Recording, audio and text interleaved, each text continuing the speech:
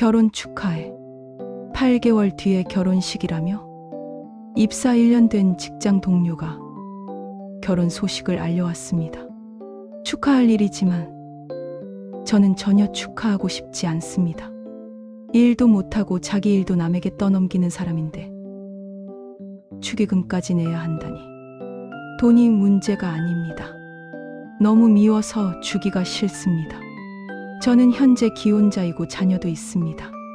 회사 생활을 꽤 오래 했고 직장 내에서 나름 중견급 포지션에 있어요.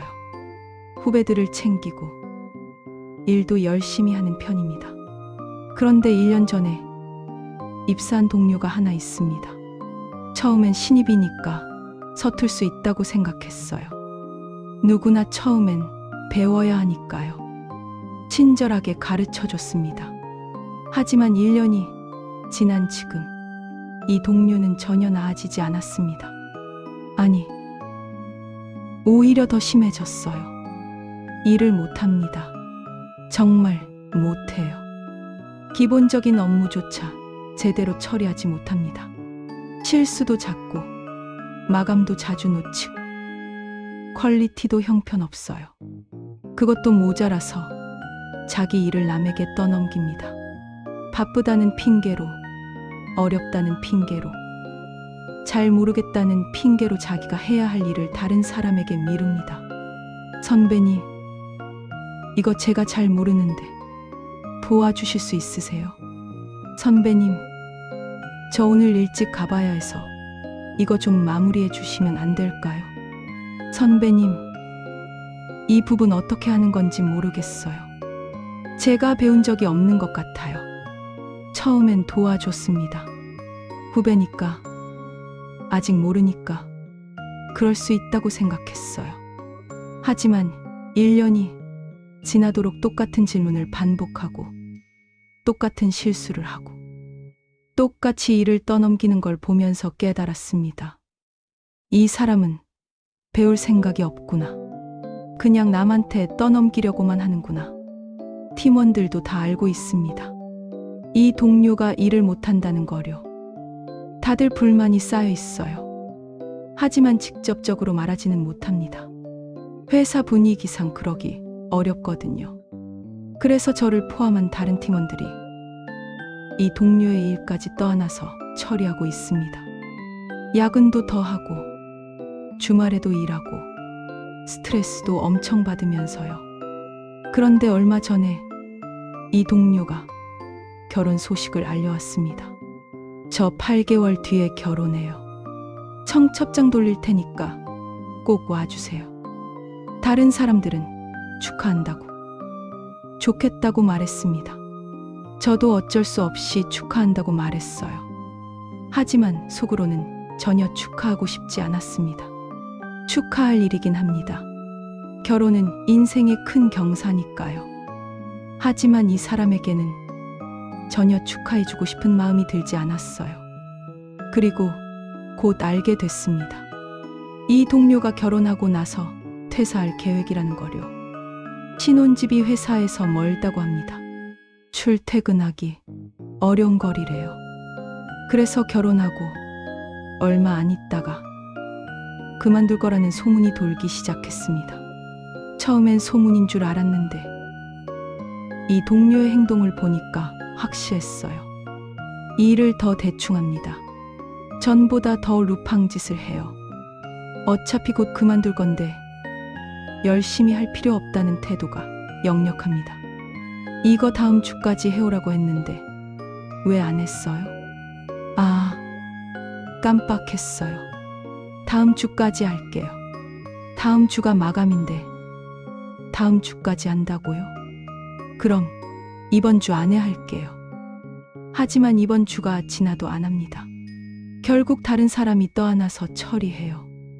회의 시간에도 딴짓합니다. 핸드폰 보고 멍 때리고 졸고 중요한 내용도 놓치고 자기가 해야 할 일도 제대로 파악하지 못합니다.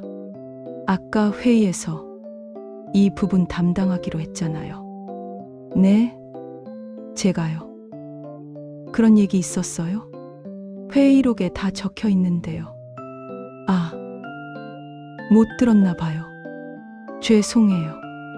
죄송하다는 말만 하고 끝입니다. 행동은 달라지지 않아요. 그리고 요즘엔 아예 대놓고 결혼 준비 얘기를 합니다. 저 오늘 웨딩드레스 보러 가야 해서 일찍 가볼게요.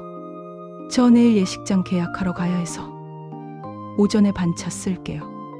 저 이번 주 토요일에 스튜디오 촬영 있어서 주말 근무 못해요.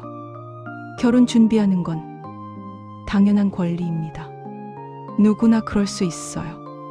하지만 그렇다고 해서 자기 일을 팽개쳐도 되는 건 아니잖아요. 일은 안 하고 결혼 준비만 하면서 자기 몫의 일은 다 남에게 떠넘깁니다. 그리고는 퇴근 시간 되면 칼퇴근해요. 남은 사람들은 그 사람 일까지 떠안아서 야근합니다. 저도 매일 야근하고 있어요. 그런데 이제 8개월 뒤에 결혼식이 있고 청첩장을 돌린다고 합니다. 축의금을 내야 한다는 거죠. 저는 이미 기혼자입니다. 자녀도 있고요. 이 동료한테 돌려받을 게 전혀 없습니다. 이 사람이 제 결혼식에 온 것도 아니고 앞으로 올 일도 없어요. 그냥 일방적으로 축의금만 내는 겁니다. 게다가 이 사람은 곧 퇴사할 거니까. 나중에 제가 무슨 경조사가 있어도 돌려받을 수도 없어요. 돈이 문제가 아닙니다. 축의금 몇만 원이 아까워서가 아니에요. 이 사람이 너무 미워서 주기가 싫은 겁니다. 1년 넘게 일도 제대로 안 하고 자기 일 떠넘기고 팀원들한테 피해 주고 이제는 결혼 핑계로 더 루팡짓하고 곧 퇴사할 거면서 축의금은 받아가려고 하는 이 뻔뻔함이 너무 화가 납니다. 팀원들과 이야기해 봤습니다. 너도 청첩장 받았어? 응, 받았어. 솔직히 가기 싫은데. 나도 축의금 내기도 싫고. 근데 안 갈 수도 없잖아. 같은 팀인데. 그래도 저 사람 일하는 거 보면 정말 화나. 우리가 다 떠안아서 하고 있잖아. 다들 불만이 많았습니다. 하지만 어쩔 수 없다는 분위기였어요. 같은 팀이니까. 회사 분위기상 안 갈 수도 없고 축의금도 안 낼 수도 없다는 거죠. 그래서 저는 고민에 빠졌습니다. 정말 가야 할까? 축의금을 내야 할까? 마음 같아서는 안 가고 싶습니다. 축의금도 한 푼도 주고 싶지 않아요. 하지만 같은 팀이고 회사 생활을 계속해야 하는데 그럴 수도 없는 노릇이죠. 그리고 이 동료는 결혼하고 나서 얼마 안 있다가 퇴사할 겁니다. 신혼집이 멀어서 출퇴근이 어렵다는 핑계로요. 사실 핑계인 거 다 알고 있습니다. 원래 일할 생각이 없었던 거죠. 그냥 결혼 전까지 시간 때우고 결혼하면 그만두려고 했던 겁니다. 그 사이에 팀원들은 이 사람 일까지 떠안아서 고생하고 야근하고 스트레스 받고 이 사람은 편하게 놀다가 결혼하고 축의금 받아서 나가는 거예요. 너무 불공평합니다. 너무 화가 나요. 하지만 어쩔 수 없습니다. 회사 생활이라는 게 원래 그런 거니까요. 마음에 안 들어도 참아야 하고 억울해도 웃으며 넘어가야 하는 게 직장 생활입니다. 그래서 저는 결국 청첩장을 받을 것이고 결혼식에 갈 것이고 축의금을 낼 겁니다. 하지만 단 한 푼도 기쁘게 낼 수 없어요. 그리고 이 동료가 퇴사하는 날 저는 속으로 환호할 겁니다. 드디어 이 사람 없이 일할 수 있다고. 더 이상 이 사람 일 떠안지 않아도 된다고요.